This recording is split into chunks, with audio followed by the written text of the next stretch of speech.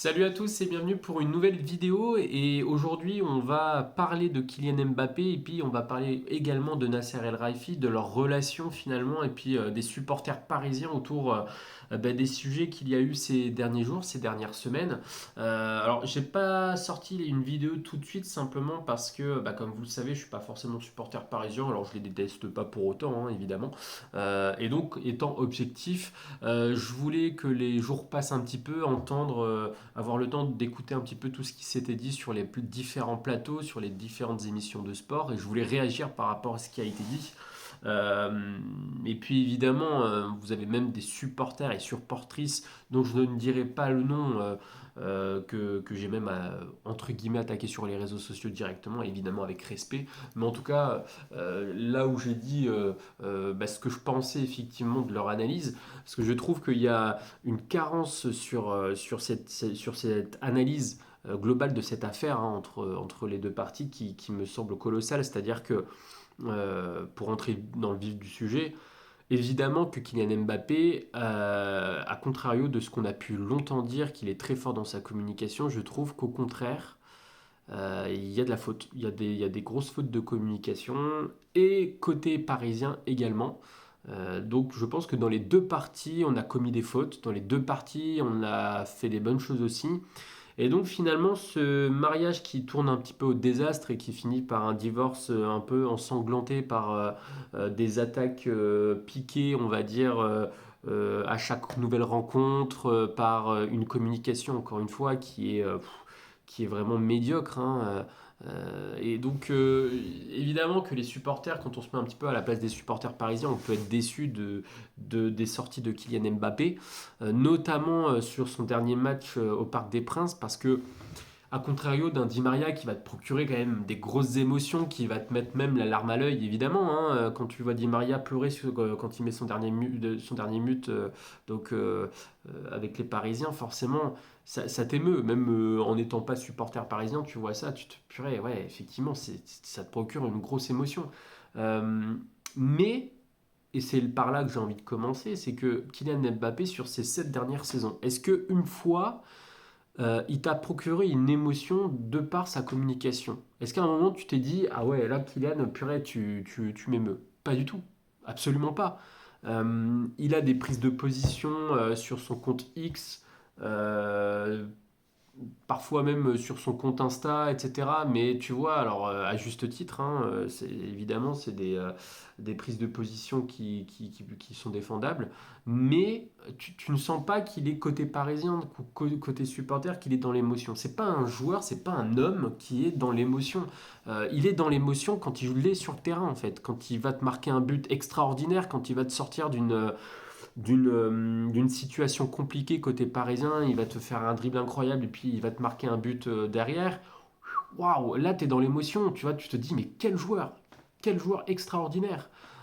Et c'est comme ça en fait depuis cette saison finalement. Depuis 7 ans, depuis qu'il est arrivé au Paris Saint-Germain, il n'a jamais pris le micro pour dire Paris je t'aime, Paris tu es mon club de cœur. Alors il l'a fait finalement à la remise du trophée UNFP, mais est-ce que véritablement on peut dire que ce qu'il a dit c'était vraisemblablement honnête, sincère? Alors je pense évidemment qu'il y a une partie de sincérité, et j'ose le croire, mais c'est pas son jeu. Enfin, il n'est pas comme ça, quoi. C'est pas sa philosophie de pensée. Et quand il va arriver au Real, il va pas non plus pleurer de joie. Il va pas non plus, tu vois, dire je t'aime, le Real Madrid, ça fait tellement longtemps que je t'en rêve. Non, il va pas être comme ça. Et au contraire, il va être dans l'émotion à partir du moment où il va commencer à jouer sur le terrain et qu'il va commencer à faire des différences, où il va mettre des buts incroyables, où il va faire des dribbles incroyables. C'est comme ça, Kylian Mbappé, il est comme ça. Tu vois, Griezmann, typiquement, Griezmann, dans sa communication, parfois, on le voit, il est toujours dans l'expression, dans la bonne humeur, en train de faire des blagues, faire des danses un petit peu quand il fait comme ça. Bon, ben voilà, ça fait rigoler. Et Griezmann, il est comme ça. Di Maria, c'est un homme sensible. C'est un homme qui tu vois, même si parfois il s'est troué un petit peu, eh ben, il le regrette. Il le regrette sincèrement et dans sa façon de communiquer, on l'a très bien vu. Mais Kylian Mbappé, il a le ballon dans les pieds, il va te faire un dribble, il va même t'éliminer deux défenseurs du Real Madrid lors d'une rencontre en Ligue des Champions. Tout le monde va rester sur le cul parce que derrière, il va les marquer. Kylian Mbappé, c'est ça. Kylian Mbappé, s'il va faire une enroulée, lucarne opposée, euh, tout le monde va rester voilà, le cul sur sa chaise et stupéfait de ce qu'il vient de faire. Voilà, c'est Kylian Mbappé. Et moi, ce qui me fait rire, c'est que les supporters parisiens aujourd'hui, comme la majorité, sont dans la culture de l'instant et regrettent et critiquent Mbappé de sa sortie parce que effectivement tout le monde pensait qu'il allait prendre le micro et en tout cas qu'ils osaient penser qu'il allait le faire en conférence de presse. Tu vois, même il aurait très bien pu le faire bah voilà, en prenant le micro à la fin de son match face à Toulouse et puis dire bon bah écoutez, merci pour tout ce que vous m'avez donné, merci pour tout ce que vous m'avez procuré comme émotion donc au club parisien et puis aux supporters parisiens, ce qui ne l'a pas fait. Et donc de là, on s'est quand même posé la question de dire est-ce que Kylian Mbappé est une légende pour le Paris Saint-Germain. Et certains supporters ont osé dire quand même non, ce n'est pas une légende. Mais à quel moment? À quel moment? Et tu vois, c'est pas que le pauvre supporter lambda, un peu comme moi, tu vois, qui donne son avis alors que personne ne le connaît dans la rue. Oui, oui, Kylian Mbappé, c'est une non-légende ou c'est une légende. Mais tu as quand même des joueurs, des anciens joueurs de foot, des anciens joueurs parisiens qui se permettent de dire non, ce n'est pas une légende. Mais à quel moment? Faut remettre les choses dans son contexte. Kylian Mbappé est le meilleur joueur et c'est le plus grand buteur du Paris Saint-Germain. Il t'a quand même fait des matchs quand il te met triplé face au FC Barcelone. Là, quand tu poses la question d'un commun accord, tout le monde te dit oui, oui, bien sûr que c'est une légende. Mais parce qu'on est dans la culture de l'instant, que Kylian Mbappé, lors effectivement de certains matchs où il est passé à travers, et donc les supporters sont vraiment déçus, et parce qu'il fait une sortie où, tu vois, il n'a pas pris les supporters avec lui, et donc bah, il y a une certaine distance, une certaine peut-être froideur même entre les supporters parisiens et Kylian Mbappé, on considère que ce n'est pas une légende. Évidemment qu'à partir de l'année prochaine, la question ne se posera même plus. Alors, je ne suis pas Madame Irma, évidemment, je ne peux pas savoir si Kylian Mbappé va vraiment laisser un trou l'année prochaine dans le collectif parisien et puis au niveau des résultats. Mais attention, attention, parce que t'enlèves Kylian Mbappé cette saison, je ne suis pas certain que le Paris Saint-Germain finisse premier, honnêtement. Je ne suis pas certain que le Paris Saint-Germain va jusqu'en demi-finale. Je ne suis pas sûr qu'il se qualifie même pour les huitièmes de finale. Encore une fois, on peut être déçu parce qu'effectivement, notamment face à Dortmund, il n'a pas été transcendant, mais regardons même son match retour face au FC Barcelone, pour les quarts de finale. Il a mis deux buts, mais honnêtement, sur son contenu du match, il est pas bon. Il est pas bon. Et ça, c'est Joan Nikou qui l'a souvent dit. Alors, il marque beaucoup de buts, mais effectivement, ces dernières saisons, il n'est pas non plus flamboyant. Mais parce qu'il marque beaucoup, on ne regarde pas entièrement son jeu. Mais bon, ça c'était la petite parenthèse. Et moi, c'est là où je veux un petit peu reconstruire le débat, c'est que oui, ces dernières saisons, c'est moins bien, il est moins performant, il fait moins de différence, etc. Mais malgré tout, il marque beaucoup de buts. Donc demain, quand Kylian Mbappé va partir, quel joueur va pouvoir le remplacer? Quel joueur va pouvoir mettre autant de buts que Kylian Mbappé? C'est pas Ousmane Dembélé, hein. Ousmane Dembélé, c'est combien de buts aujourd'hui, enfin sur cette saison? Non, il crée des différences, mais il croque énormément. Et aujourd'hui, on tombe sur Kylian Mbappé comme à l'époque on tombait sur Neymar, comme à l'époque on tombait sur Messi, quand voilà, cette équipe-là se faisait éliminer de Ligue des Champions. Et en fait, j'ai l'impression que c'est même culturel finalement. À chaque saison, quand le Paris Saint-Germain se fait éliminer en Ligue des Champions, quand ils perdent un match de championnat, etc., il faut forcément que ça tombe sur un joueur. Donc, l'année prochaine, quand tu as toutes les méga stars qui seront parties, eh ben, peut-être que l'année prochaine, ce sera Bradley Barcola, peut-être que ce sera Ousmane Dembélé, et ainsi de suite. Et en fait, on se rend pas compte que l'impact psychologique que ça peut avoir, le fait de cracher sur un joueur qui a pourtant donné autant sur cette saison, qui t'a fait vibrer, peut-être sur cette saison, il t'a fait vibrer au moins 5 saisons. Mais de là à être aussi critique, je trouve quand même que c'est déplorable. Et c'est injuste. c'est très injuste. Et encore une fois, j'ai même entendu de la part, alors je vais pas la citer, mais sur la chaîne L'équipe, donc sur l'équipe du soir, c'était, je me demande, je crois que c'était avant, je crois que c'était après le match aller du FC Barcelone. J'entendais dire, mais Kylian Mbappé, on n'a pas besoin de toi. On n'a pas besoin de toi, casse-toi. J'entendais dire, mais on part du Paris Saint-Germain, on va reconstruire sans toi, on n'a pas besoin de toi, tu es invisible. Mais comment tu peux penser comme ça? Un joueur comme Kylian Mbappé, tu le laisses sur le terrain même s'il n'est pas bon, parce que il suffit d'une fulgurance, il suffit d'un moment où il fait la différence, où il va te marquer le but. C'est une peur permanente. Et il t'a mis énormément de buts cette saison, encore une fois. Et tu permets, c'est le meilleur buteur d'ailleurs de Ligue 1, c'est le meilleur buteur de ton club, et tu dis, oui, mais moi j'ai pas besoin de toi, barre-toi, pars au Real Madrid, on va reconstruire sans toi, on n'a pas besoin de toi. Mais l'année prochaine, moi je vous le dis, l'année prochaine, c'est pas Osimhen qui va mettre autant de buts que. Et pourtant Osimhen est très bon, mais c'est pas lui qui va mettre autant de buts que Kylian Mbappé.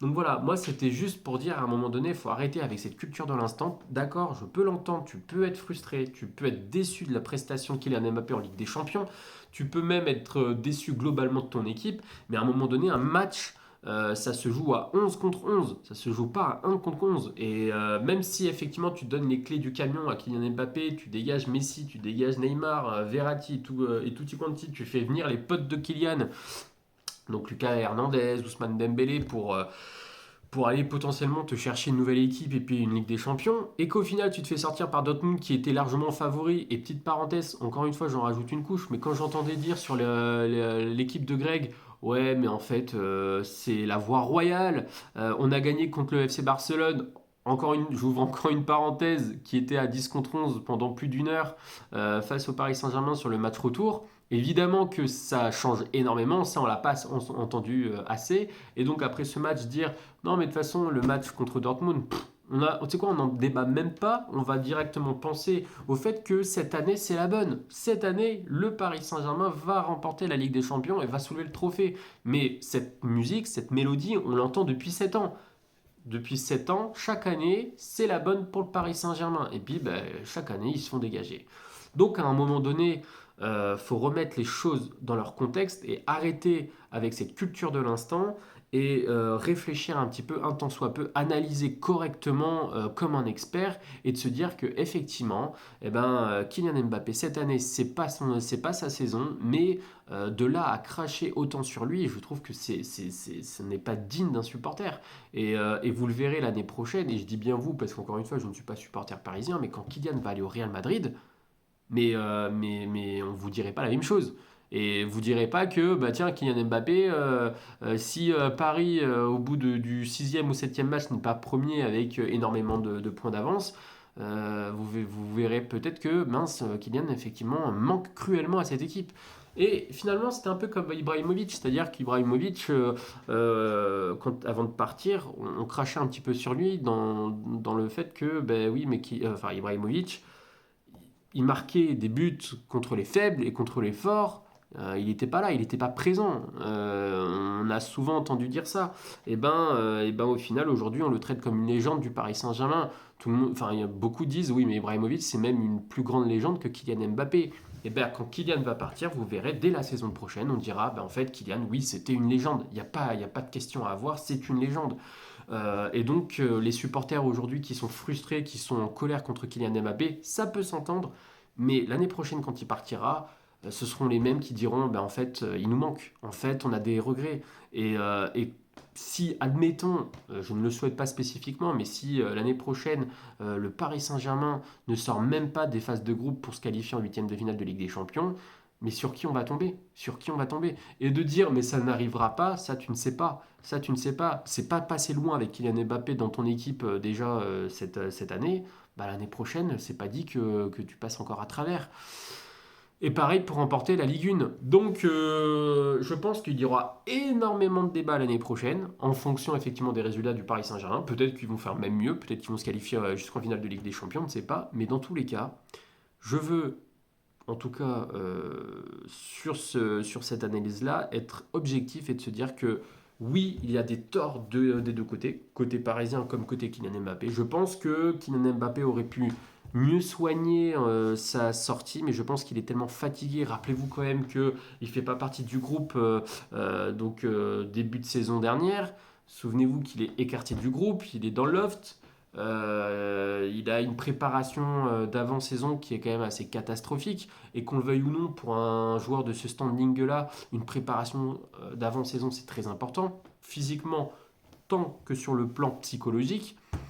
Donc quand tu abordes une saison où c'est très difficile, on est en colère contre lui parce qu'on se dit oui mais Kylian Mbappé quand même, regarde tu vas partir gratuitement. Ouais mais je suis désolé mais il y a 2 3 ans quand le Real Madrid met 180 millions sur Kylian Mbappé, qui d'ailleurs lui passe à la télé en disant oui oui mais moi je veux partir, il n'y a pas de souci, moi je veux partir au Real, et que Nasser finalement refuse les 180 millions d'euros, et qu'aujourd'hui on tombe sur Kylian Mbappé, mais moi je suis supporter parisien, j'en voudrais à la mort à Nasser El Raifi, j'en voudrais à la mort. Mais franchement, je serais très en colère parce que je me dirais, mais mon président fait n'importe quoi. On avait une chance d'avoir 180 millions, Kylian Mbappé partir presque en héros après tout ce qu'il a fait, tu le retiens alors que lui-même dit qu'il veut partir au Real, mais pour une prolongation en plus de seulement 2 ans, 2 ans pardon, dont une année supplémentaire qui était à l'époque, tu vois, transmis comme 3 ans alors que c'était faux. C'est mensonge aux supporters, c'est finalement un espoir d'une année supplémentaire qui passe encore une fois à la trappe. Quand il est reprolongé de 2 ans, finalement de 2 ans, mais moi j'en voudrais encore une fois mais au président. Je me dirais, mais soit tu le prolonges encore une fois de 4 ou 5 ans, comme ça on n'en parle plus jusqu'à 29 30 ans, il est chez nous, soit au final laisse-le partir. À quoi ça sert à chaque fois Mais oui, mais donc en finale, il veut rester. Enfin, il veut rester, en tout cas, il accepte de rester parce qu'il a un contrat par des moyens financiers qui sont colossaux. Et pour le coup, qui oserait refuser autant de primes et autant d'argent? On peut que respecter ça. Enfin, je veux dire, personne refuserait ça, un montant aussi colossal. Donc derrière, bah, tu as Kylian Mbappé qui accepte ça et qui, tant bien que mal, essaie quand même de faire progresser cette équipe, qui essaye de marquer et qui marque d'ailleurs autant de buts. Pour le coup, il a jamais menti quand il rentre sur le terrain, c'est pour marquer des buts et faire de son mieux. C'est ce qu'il a toujours dit et tout ce qu'il a toujours fait. Et encore une fois, derrière, il n'arrive pas à avoir la Ligue des Champions et c'est sur lui qu'on tombe aujourd'hui. Comme l'année dernière, on tombait sur Lionel Messi parce qu'il marchait sur le terrain. Oui, mais non, c'est trop facile, c'est trop facile. Donc les supporters parisiens, en fait, ils veulent la gloire, ils veulent la Ligue des Champions qu'ils n'ont jamais eu. Mais en fait, quand tu regardes les grands clubs comme Manchester City, le Real Madrid, et encore Manchester City, ils n'ont qu'une Ligue des Champions, mais le Real Madrid, Liverpool, etc. Moi, j'ai pas entendu les supporters crier au scandale à Mohamed Salah parce que l'année dernière, enfin il y a 2 ans, ils sont partis en Europa League. Donc, à un moment donné, c'est que la gestion même des supporters est catastrophique. Ça veut dire que les supporters, en fait, se voient bien trop haut par rapport à ce que le Paris Saint-Germain est. C'est-à-dire qu'à un moment donné, le Paris Saint-Germain, oui, est un club, enfin, en tout cas, qui a les épaules pour aller en Ligue des Champions, mais c'est pas le club qui va te remporter la Ligue des Champions. Et ça fait 7 ans que le club aligne les meilleurs joueurs, et pour autant, bah, aucune Ligue des Champions encore à leur actif.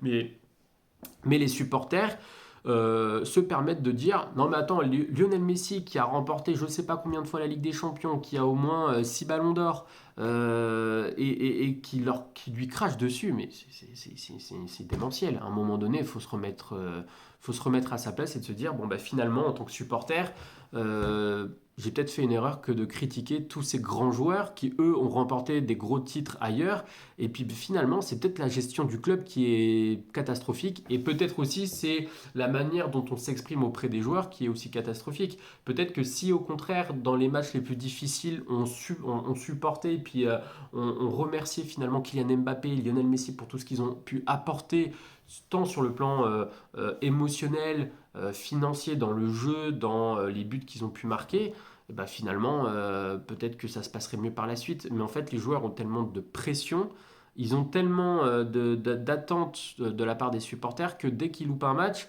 c'est la guillotine. Bah ouais, mais c'est pas comme ça que le football fonctionne. Et regarde, le Real Madrid, ils se prennent 4-0 l'année dernière face à Manchester City, ils se font dégager de la Ligue des Champions avec des gros joueurs comme Vinicius, comme Rodrigo, et pourtant, ben, qu'est-ce que tu veux? C'est le football, c'est comme ça. Et ces joueurs-là n'ont pas été criés, on n'a pas demandé le départ de ces joueurs-là.